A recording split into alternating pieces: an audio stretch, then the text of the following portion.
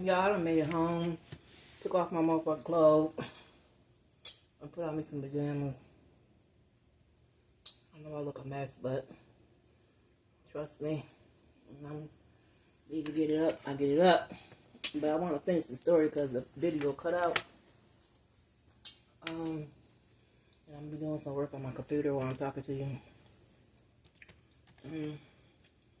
So, where the computer cut off at, where my phone cut off at was a story about my sister and my uncle. So, AJ had all these people call my phone. I had to block all these people. I had to block him. The grandmother went up to the hospital and behind my back and tried to get to be the proxy. When she found out, she couldn't do that. It's some legal shit. And she came back home and called me and told me, yo, I went up to the hospital to try to be proxy. Told me that I couldn't do it. And I want you to put me on a list. So I called there and get updates about Francis. So I called the hospital while she was on the phone and asked the people about the list. And the nurse told us, me and the grandmother, that there was no list. The only person that get this much information is the proxy, which is you. And boom. So the grandmother knew right then and there. All that shit she doing behind my back was not working. But me and her continued to talk because adults, that's what adults do regardless. You get together and make it right. So I was updating her. We would talk for like an hour each day. And Eileen was in the hospital while I was the proxy for 7 days. She woke up on the 7th day. So I'm gonna go back a little bit. So I'm getting all this information about how Eileen living. My mom was talking to me, telling me, she should have went and checked on Francis, blah blah blah. And everybody's saying they could have would have. And my nephew's still hating on me, telling everybody all these negative shit and stuff. And eventually, my kids got so disturbed with it. My daughter Payne, the LPN, she called AJ and his wife, Shanika, and she telling me, yo, leave my mom alone, stop doing that. And they get ready to fight. AJ talking about suck his dick and all this shit. And it just got real quickly. And then after that, I didn't hear from AJ because I even gave AJ number to my son. And my son called him and he wouldn't pick up the motherfucking phone. So he's a bitch ass nigga for that. And I'm praying every day and ask people to do what they can do with my mom. And everybody was saying they call my mom saying, she ain't doing that right now because Kenny ain't around. She waiting for Kenny. So after that, I was like, yo, there's nothing else I can do. Nothing else I could do, but what I'm doing, I had already tried the most. And, they don't want my help. They don't want nothing to do with me. All they can do is, talk bad about me. And, I stopped. I stopped fucking with everybody other than AJ grandmother and my kids on the 5th day. I blocked everybody else, my mom included. Because the 5th day I had called her and, because I was calling everybody every day. And I was like, yo, Mom, did you get your card back from Kenny? And she was like, what you talking about? I ain't tell you about no card. I ain't this, I ain't that. So the whole conversation I made up. And then Kenny's girlfriend had texted me and told me to call Kenny. So I called him and this bitch ass nigga gonna get on the phone and ask me questions, then answer it. He ain't give me time to answer that. So I started laughing. And that nigga cussed and fussed and told me to suck his dick and hung up. I ain't say no more. He was in the chat, but 5th day, I blocked everybody. So, 6th day, I just was calling up to the hospital, getting updates. They had to do another spinal tap. I okayed it. And then the 7th day, she woke up. And they took the tube out of her mouth and she called me on the phone, told me she was okay. And I told her, okay, I don't have to be the proxy anymore. She said no. So I blocked every number except for my kids. Only people that can call me from Syracuse is my daughters, and the only people call me from here is my son and who else. And I don't block them numbers. And then,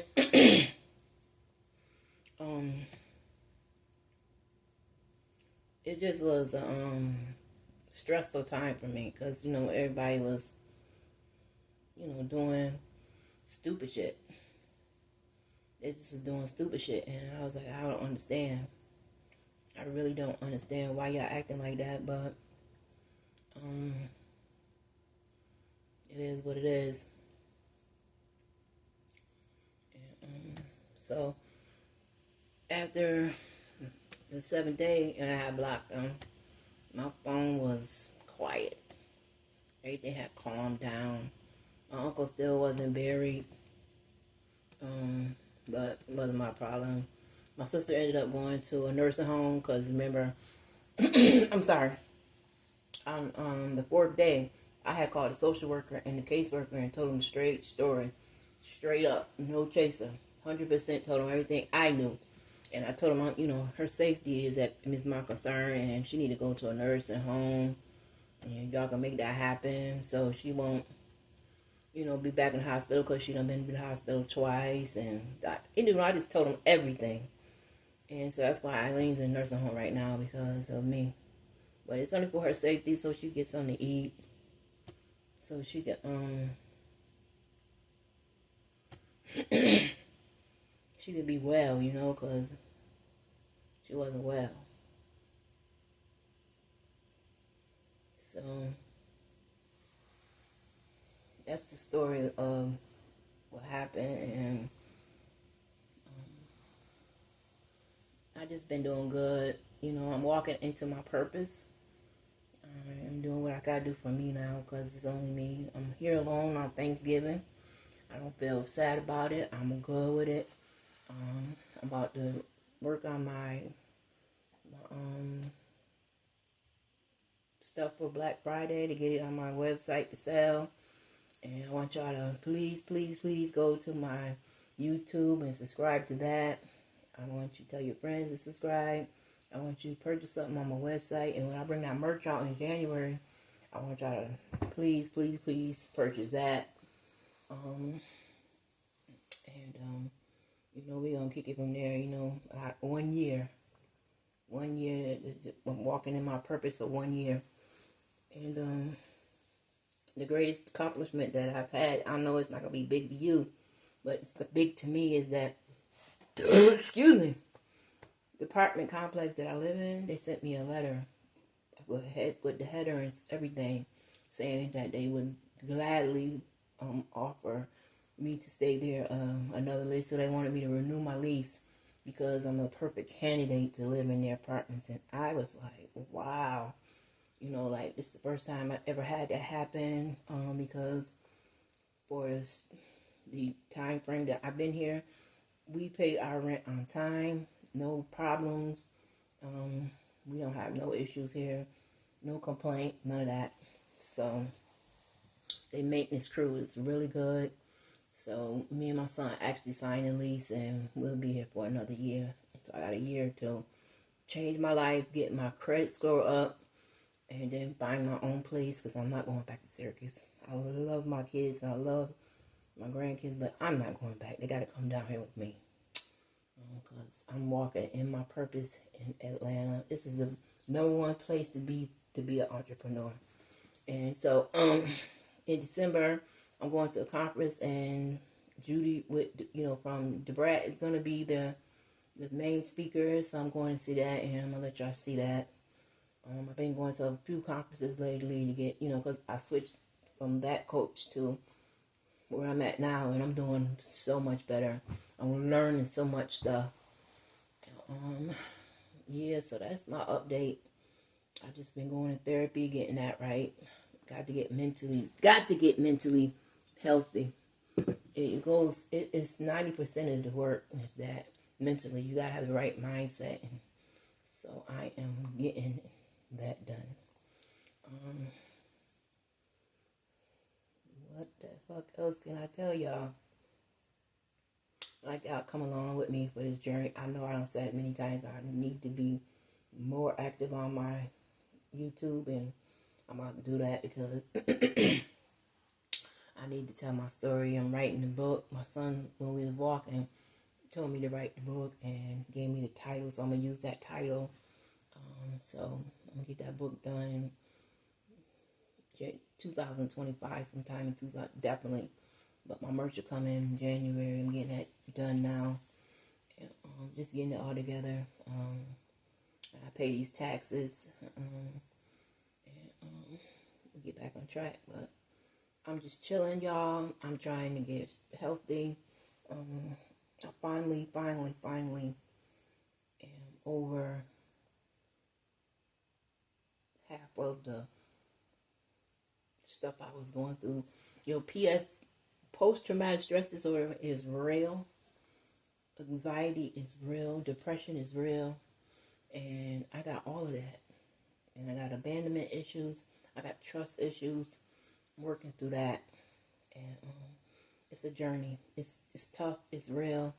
And it's hard to talk about sometimes, but then again, it's not, Like, since I've been talking, I have not been wanting to tear up and all that shit because I'm really working through my shit.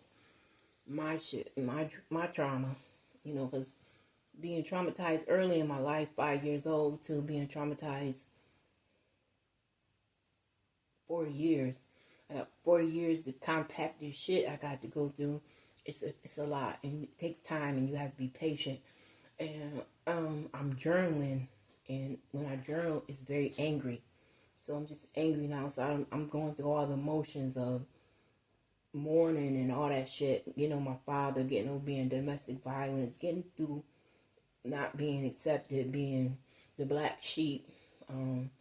Even I'm trying my best to get over what Patricia Ann Dean Tanksley did to me, the bullshit she did. I had to realize, my therapist said, you cannot fix what she done fucking broke. She has to fix it. You have to fix yourself, and you have to let go. Not forget, but let go. And some of that pain, not all of it, because you need pain to survive, but you have to let go of what's holding you back. And so that's what I've been doing, working on that. And I'm a person that whatever energy you giving me, I'm going to give it back. If you give me petty energy, I'm going to give petty back. If you give me nasty energy, I'm damn sure going to get that back. But I'm trying not to reciprocate energies like that. I'm trying to be around people that's not going to give me that negative shit. Because I feel, in my opinion, I was around everybody that's giving me that negative shit. And that's the reason why I was acting like that. And so now that I am alone and I'm working through my shit, I'm going to put myself in around people that's doing the same thing I'm doing, the same mindset, positive shit, and work through it. And we all have bad days. We all have to work through it. But that hurricane tornado that I was in before I got the therapist, I'm not in that no more. I'm in a season now where it's just raining and a little wind. I can see the sunshine above, right there is reachable, the sunshine stage. But right now I'm in that stage where it's raining and it's a little wind. So I'm doing better. I'm getting better. And I just wanted to come on and let y'all know what's going on. I just want to tell everybody that, therapy is not a negative thing. Therapy is good. I'm an advocate for that. I'm an advocate for domestic violence. I'm an advocate for being mentally safe for men and women. I'm advocating for that. I'm a survivor. I was a victim. I'm a survivor. Now I'm an advocate. And I got my own business now, and I'm doing something that none of my family members that I was around did. They was in their own same mindset, negative mindset, that crabs in the barrel mindset. So I'm changing, and a lot of people don't like change, and a lot of people hate on you because you change and because they think you better. But you know what? I'm a special person. I'm not that person y'all threw away in the trash can and left them there. You never helped them get out the trash can. I'm the person that helped myself, me and God. Hello, God. help me out the trash can and help me to move away from the trash can, you know, because like I said, they threw me in the trash can and left me there and for dead. And they didn't support me, they didn't help me, they didn't look out for me. I had to do that on my own, and I did that. Right or wrong, I did that. I raised my kids, I did that. So I have a lot of accolades from the past. I got a lot of accolades from now. And therapy is an accolade for me. But I always will have post-traumatic stress disorder because it's triggers. You gotta watch out for them triggers. And when somebody triggers me, I gotta be able to acknowledge it and say, okay, I'm gonna deal with this in a positive way. Like for instance, I had met the girl in the coaching community that I was in, and I went to her house. I bought her a housewarming gift, and I was trying to work with her, you know, with being accountability partners and all that shit. But I found out that, you know, she didn't give. All she did was receive. She received my kindness. She received my gifts. She received my knowledge. But when I asked her to do the same, it took her a while. Oh, I forgot. Oh, this, oh, that. Like, we were supposed to be waking up at 5 o'clock in the morning and exercising. I wake up, put my alarm, wake up. This motherfucker don't answer her phone, don't answer no text. And then when she do call me later on the day, she was like, oh, I oversleep, I got drunk. And then one time she called me and was like, yo, how you do this? And then I tell her what I thought how to do it. Oh, that's wrong. I looked it up on Google and that's not what it said. Well, what the fuck is you calling me for? You know, so I had to make changes in my life. You know, I had to change out, because even now I have to make sure that the people around me are my mindset, are the same mindset as me. So I ended up blocking her ass, and no stress, no pressure. It's just what it is. I still gotta do that. I gotta set boundaries. You got to be able to give and receive. So, because that's what I'm doing. So that's why I'm going to all these conferences and see if I can, you know, hook up with somebody, collaborate, and get it together and be okay. So I'm going to end this final video because this is the second one. I'm going to end this video. I'm going to get some work done because I'm tired. And y'all come spend with your chick, yo. Buy some shit. It's all gonna be on there, and